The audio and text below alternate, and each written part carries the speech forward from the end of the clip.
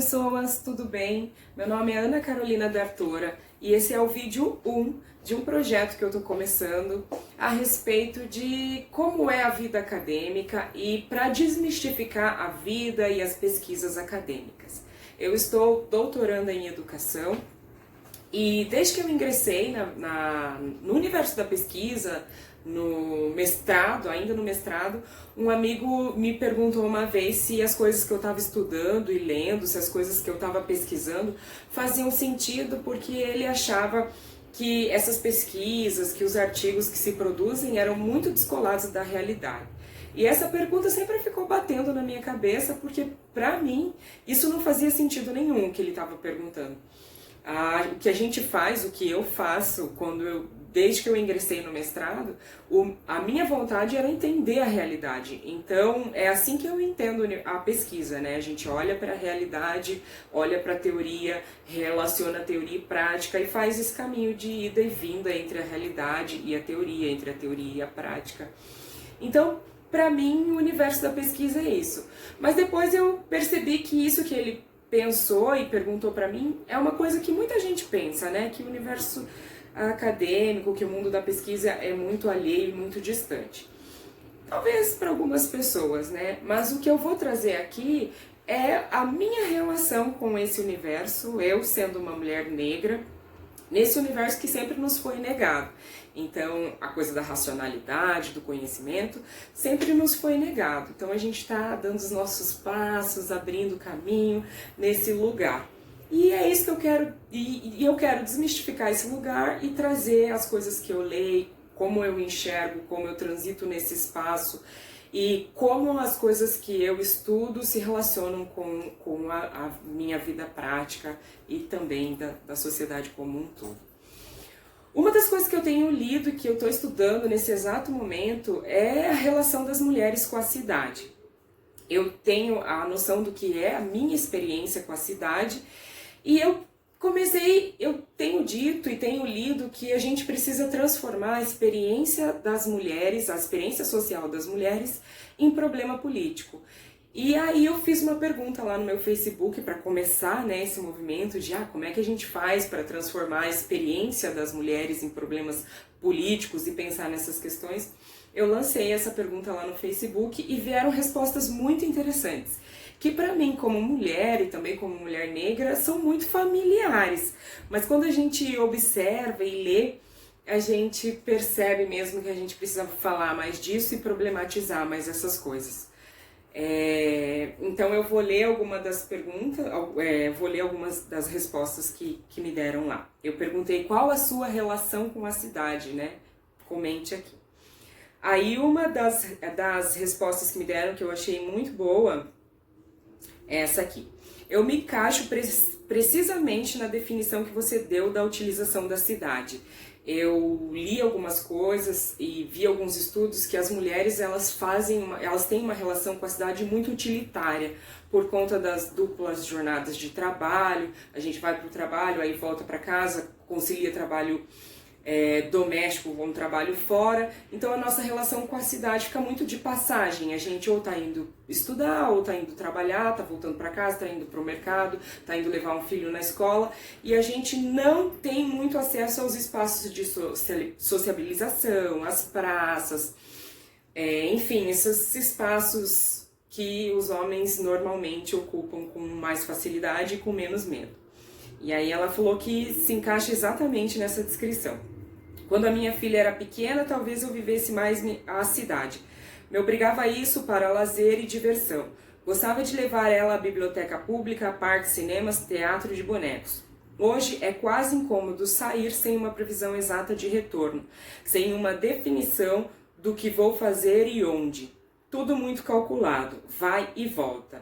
E aí eu entendi que ela até usava mais esses espaços de sociabilização porque ela sentia que tinha que levar a filha para brincar, enfim, e que agora, aí eu perguntei para ela, por que não sai mais tanto, né? E ela respondeu, misto de tempo curto, o que sobra depois dos afazeres fora. Me divido entre descanso e afazeres dentro de casa, com uma dose de insegurança mesmo.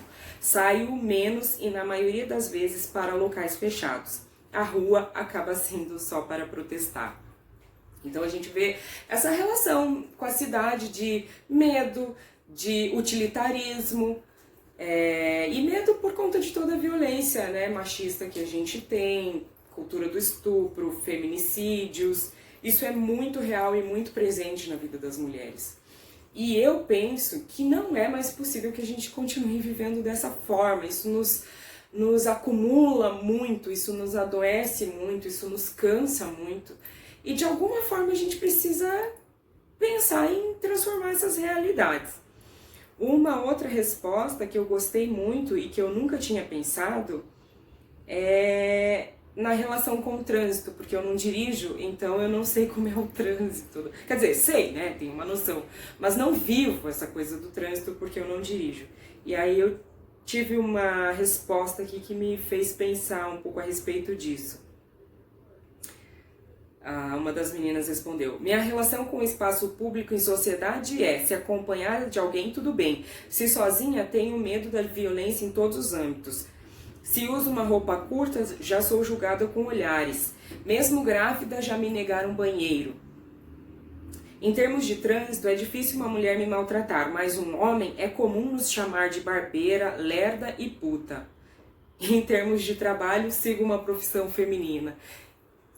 Ou seja, eu fiquei pensando, para uma mulher que vai dirigindo seu carro até o trabalho e volta, que caos, né? Porque os homens se sentem muito autorizados de nos chamar de burra, de lerda, e colocar esse mito de que a gente dirige mal, quando isso não faz sentido nenhum. Até as seguradoras das companhias de seguro deixam os seguros mais baratos para as mulheres porque a gente mata menos, a gente sofre menos acidente. Isso significa que na prática, objetivamente, a gente dirige melhor.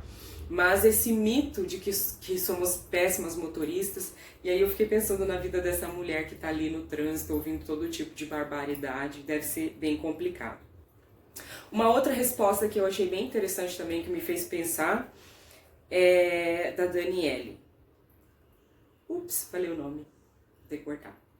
Desde que as aulas desse ano começaram, eu sofri 3 tentativas de furto na Marechal Deodoro voltando da escola. Não uso vestido curto em Curitiba porque se está ventando e sempre está, homens ficam fazendo torcida, igual estádio de futebol, para levantar o vestido. Não uso shorts porque aqui não gosto do jeito que os homens me assediam nessa circunstância. Já me senti extremamente confortável em Uber juntos porque tinha 3 homens no carro. E só uma mulher para entender o que é o desconforto de ficar com 3 homens dentro do carro. Deveria ser uma experiência comum de ida para o trabalho. Mas a gente sabe que a gente está sujeita a qualquer fala machista, qualquer situação de assédio, estando com 3 homens dentro de um carro. Mesmo caminhando apressada, eu sei que tenho que esperar cerca de 5 segundos depois que o semáforo fica vermelho, próximo das 19, porque vão passar pelo menos 3 carros. Ou seja, depois que o sinal fecha, ela está dizendo que os carros continuam passando. E aí a gente sabe que é a violência dos homens no trânsito. Eu ando me olhando nos vidros das vitrines das lojas e de todo tipo de comércio para observar se tem alguém me seguindo. Não sou paranoica, não tenho mania de perseguição. Comecei a fazer isso depois das tentativas de furto, porque 2 delas foram comigo caminhando. De noite evito as ruas menores e menos movimentadas, mesmo que o caminho fique bem mais longo. Caminhando por calçadas, eu sempre opto por estar mais próxima da rua do que da parede, porque penso que assim é mais fácil alguém me encurralar para forçar alguma coisa. Em calçadão, ando no meio da rua. Bem, são as táticas de sobrevivência que todas nós mulheres temos, né? Eu não ando em rua escura, jamais, nunca. Se eu tenho que andar à noite, eu procuro as ruas mais iluminadas. Eu, como uma mulher negra, tenho outras dificuldades também, né, que depois eu vou falar aqui, mas essa coisa de cuidar do que está vestindo, de ficar pensando no que vai vestir, também é uma prática de sobrevivência de nós mulheres. Então, isso vai revelando a selvageria que é para nós viver a vida da cidade. E eu tenho resposta de mulheres negras também, tem uma que respondeu aqui... É exatamente assim, nunca pude simplesmente estar na rua por estar, e nas lojas a mesma coisa, sempre com segurança me observando. E aí, essa coisa, né? A gente não pode entrar em loja só para fazer pergunta, a gente não pode ficar de bobeira dentro de uma loja, porque quando a gente ainda soma negritude e gênero, raça e gênero, a gente tem outros problemas de acharem que a gente vai roubar. Então, na minha experiência, eu coloquei lá que eu nunca pude ficar dando bobeira em loja justamente por isso. Porque a qualquer momento a gente pode ser acusado de roubo. Em praças, eu me lembro que muito cedo eu entendi que eu não podia ficar sentada numa praça. Porque na primeira vez que eu sentei numa praça, um homem veio perguntar para mim quanto era o programa. Na segunda também e na terceira também. E isso eu tinha apenas 14 anos.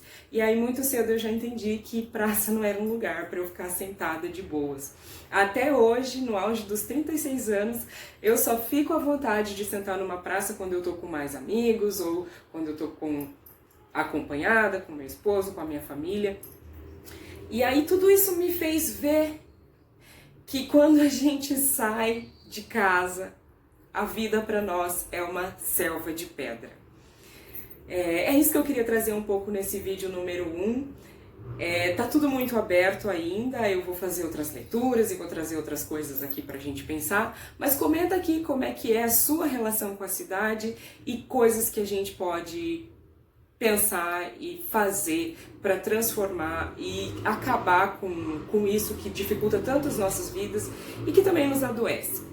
Beijo, até a próxima, curta meu canal.